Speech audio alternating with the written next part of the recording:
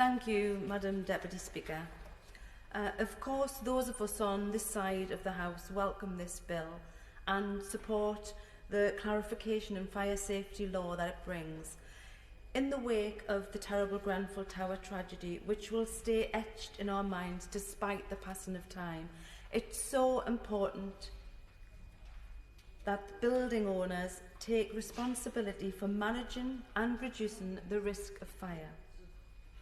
And a key element of that is to seek to clarify which parts of the building are covered by those requirements and what their responsibilities are.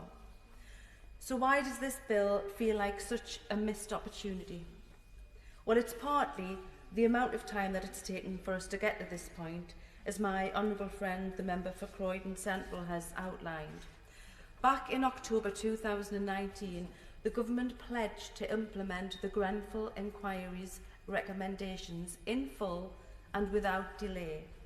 And yet, here we are, with the thinnest of bills, amounting to 3 clauses, ducking the main issues and failing to include even the simplest of recommendations, such as inspections of fire doors and the testing of lifts.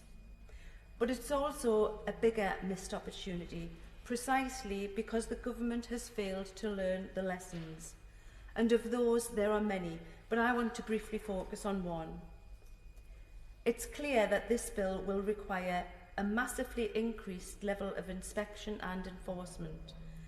That's all good and necessary, but it will inevitably increase the workload of the fire and rescue service, with a subsequent need for training, considering the more complex inspections required. Has there been any serious thought given to the additional resources that will be needed for fire services to inspect and enforce these new measures, and the additional funding that will be needed? In their briefing back in April, the Fire Brigades Union estimated that potentially hundreds of thousands of premises would require additional activity by inspectors, and concluded that fire and rescue services will need increases in staffing levels and training to enable them to carry out their new duties of inspection, audit and enforcement. We have not seen any guarantees that this is on the cards. In fact, there seems to have been very little discussion with the FBU, whose members, lest we forget, are on the front line of these changes.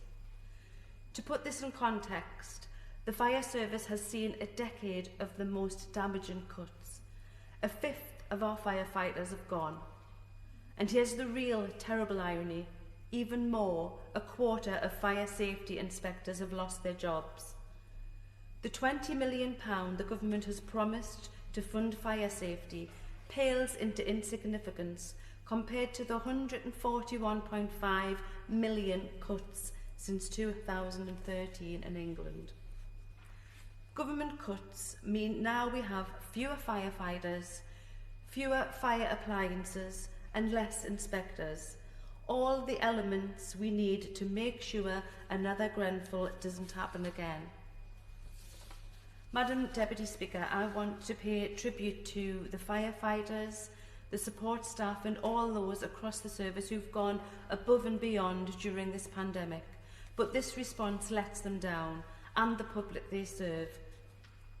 This bill was an opportunity to address more fundamental issues, and by laying down these amendments and the 5 additional clauses, my party has attempted to speak to those communities in Grenfell and beyond who desperately want to see real action on fire safety. They shouldn't have to wait any longer. They deserve that at least. Thank you.